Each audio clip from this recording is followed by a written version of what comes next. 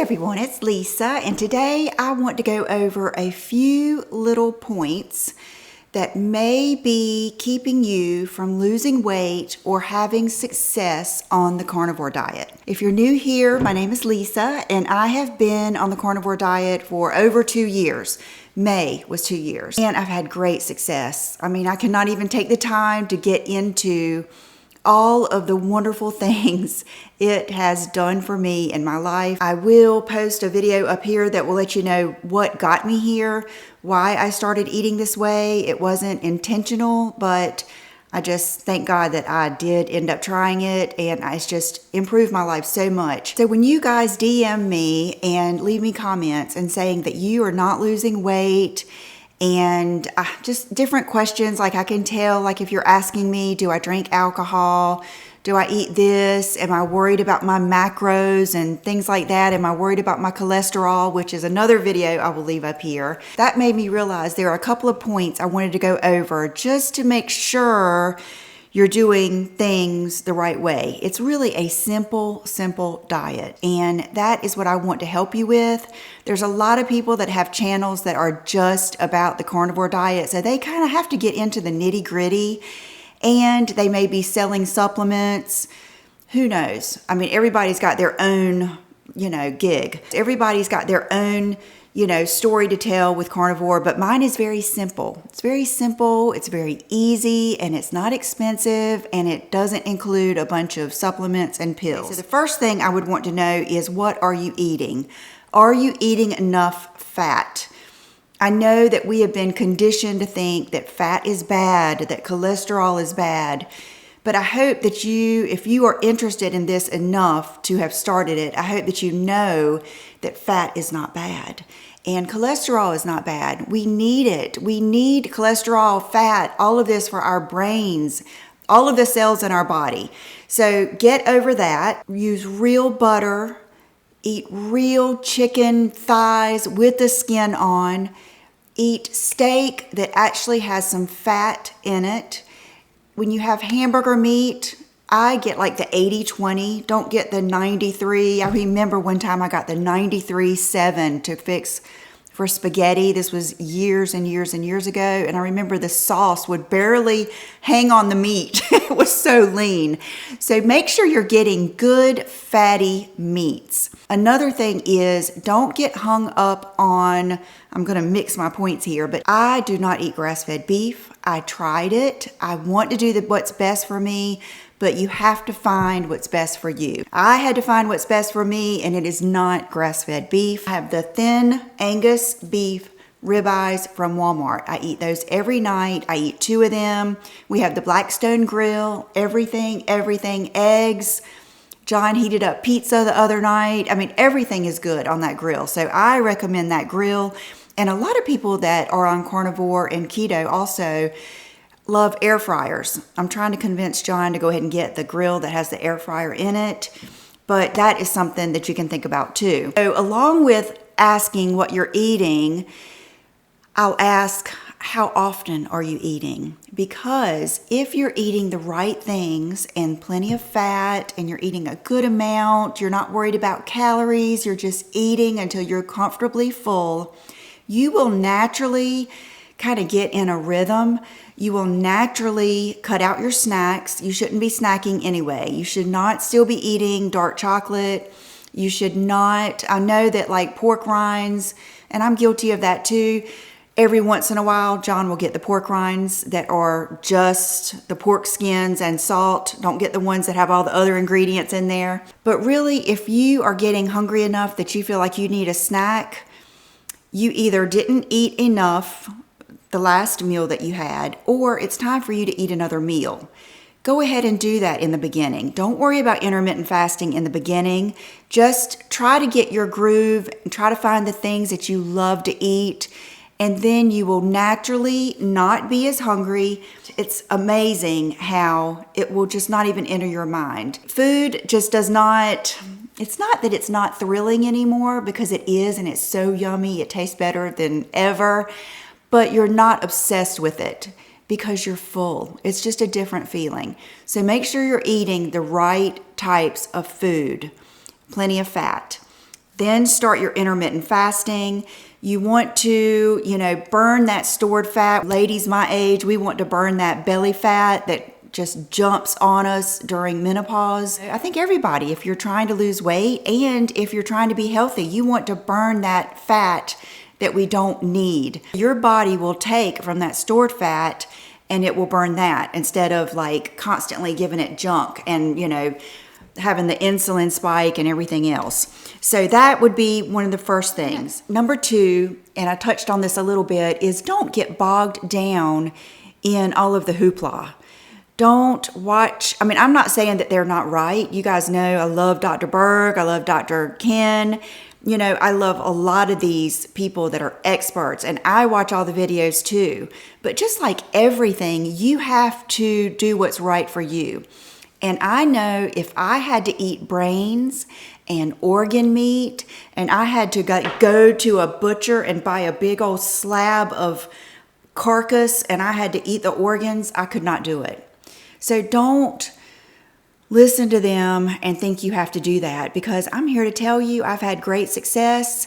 You guys have seen it. You have witnessed how I feel, how I act. I haven't been sick in over 2 years, and I eat the ribeyes from Walmart. If you want to eat grass-fed and it's yummy to you and it's sustainable to you, to your budget, and you like the way it tastes and it's got enough fat on it to keep you full, then that's what you should do. We all have to do what's right for us. And you have to find stuff that's yummy and that you look forward to eating. You can't take all of the joy out of eating. It shouldn't be that way. So don't feel like you have to eat, like in the beginning, I just felt like I had to eat avocados. I could not do this. I could not be in this world without eating avocados. Well, avocados upset my stomach.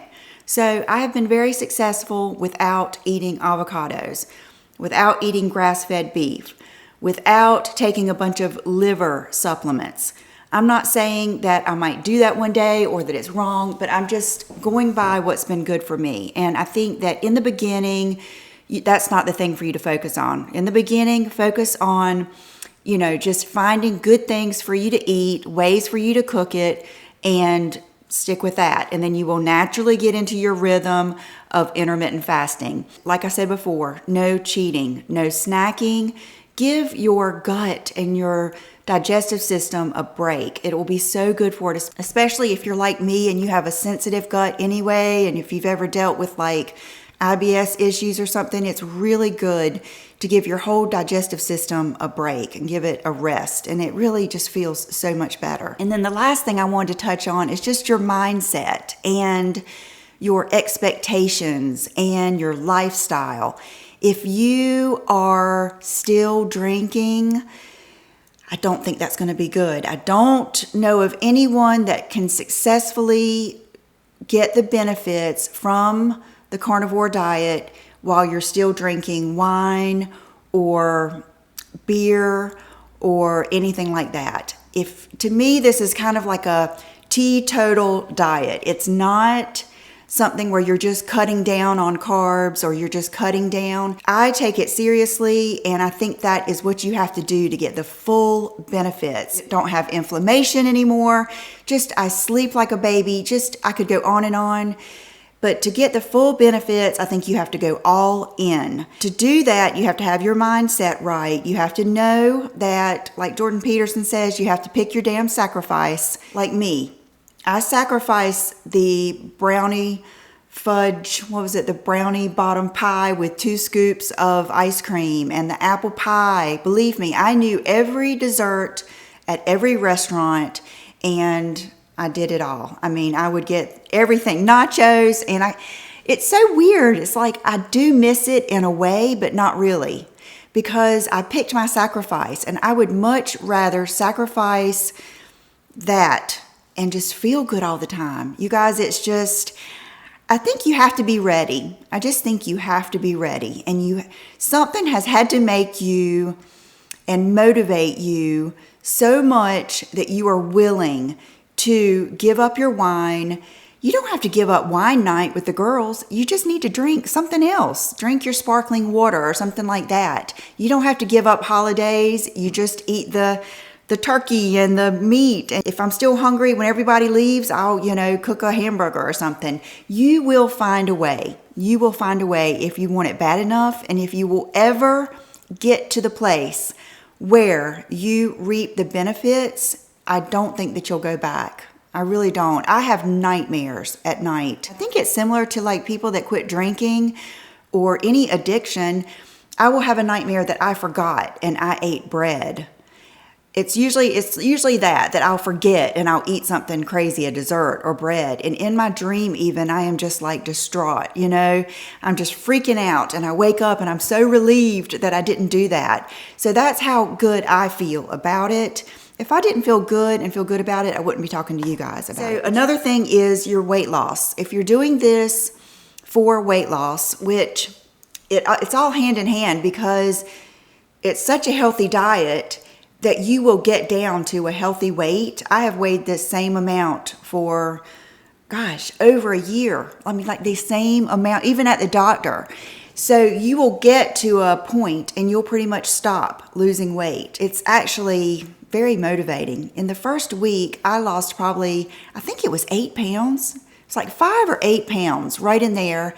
But what was most important is how much better I felt. Just mentally, physically, I wasn't as bloated.